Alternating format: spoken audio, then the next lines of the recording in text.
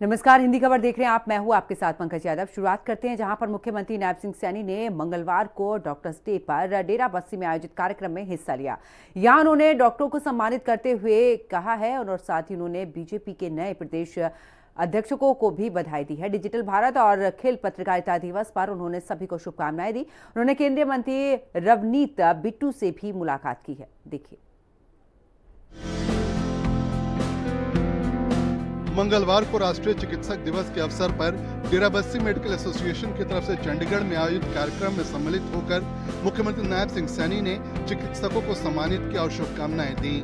उन्होंने कहा कि उनकी सरकार प्रदेशवासियों को बेहतर और सुलभ स्वास्थ्य सेवाएं प्रदान करने के लिए संकल्पबद्ध है।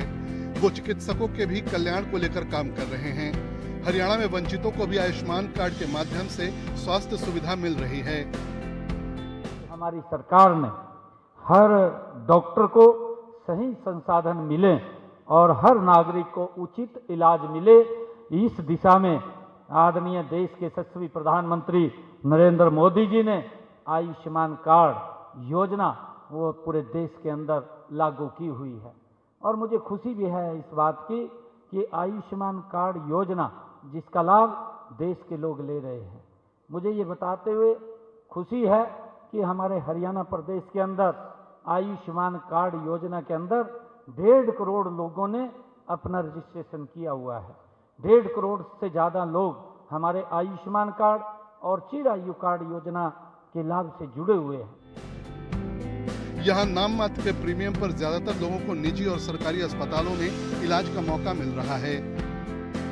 हमारे जो 1,80,000 रुपए की आय से कम वाले लोग हैं, उनको हमने फ्री में आयुष्मान कार्ड आदरणीय प्रधानमंत्री जी और हमारी हरियाणा सरकार ने मिलकर के जो आयुष्मान कार्ड और चिरायु कार्ड है वो मिलकर के दिया है। और जिन परिवारों की इनकम 1,80,000 रुपए से लेकर के 3 लाख रुपए तक है, ऐसे लोगों से हम मिनिमम चार्ज लेते हैं।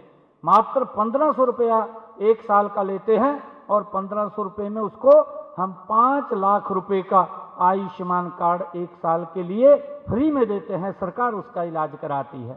और मुझे खुशी है कि हमने हरियाणा प्रदेश के अंदर 20 लाख ऐसे लोग हैं इस योजना के साथ जुड़ करके जिन्होंने हरियाणा प्रदेश के अंदर अपना इलाज कराया है और उस इलाज की एवज में जो पैसा खर्च हुआ है वो 2,500 करोड़ रुपया हरियाणा सरकार ने पे किया है। हरियाणा में 70 साल के ऊपर के बुजुर्गों को भी प्रधानमंत्री नरेंद्र मोदी के ऐलान के मुताबिक मुफ्त इलाज मिलता है। इस पर हरियाणा सरकार 4 करोड़ रुपए खर्च कर चुकी है। कि हमारे देश का कोई भी 70 साल के ऊपर का बुजुर्ग है, कोई भी है, चाहे माता है चाहे बुजुर्ग है, अगर उसको कोई दिक्कत बीमारी आ जाती है तो उसका इलाज भी वो हमारी केंद्र सरकार, और अगर हम हरियाणा में हैं तो हरियाणा सरकार कराएगी। उसको भी हम 5 लाख रुपए का आयुष्मान कार्ड हर सभी बुजुर्गों को देने का काम कर रहे हैं। और मुझे खुशी है कि हमने हरियाणा के अंदर लगभग इस योजना के तहत जिन बुजुर्गों का रजिस्ट्रेशन चल रहा है, जिनका हुआ है, हमने 4 करोड़ रुपया उन बुजुर्गों के इलाज के ऊपर भी खर्च कर दिया है। डॉक्टरों और मेडिकल स्टाफ की सुरक्षा के लिए हरियाणा में कड़े कानून बनाए गए हैं। मुख्यमंत्री ने कहा कि साल 2029 तक उन्होंने एमबीबीएस की सीटों को 3,400 से अधिक बढ़ाने का लक्ष्य निर्धारित किया है, ताकि हर क्षेत्र में योग्य चिकित्सकों की उपलब्धता सुनिश्चित हो सके। चिकित्सक दिवस पर उन्होंने बीसी रॉय को याद किया। मुख्यमंत्री ने बताया किस तरह से कोरोना काल के वक्त जब लोग एक दूसरे के पास आने से घबराते थे, डॉक्टर मरीजों का इलाज कर रहे थे। सीएम सैनी ने बताया कि हरियाणा में गरीबों के लिए किडनी डायलिसिस मुफ्त में होता है। उन्होंने डेरा बस्सी के डॉक्टरों को उनकी समाज सेवा के लिए धन्यवाद दिया।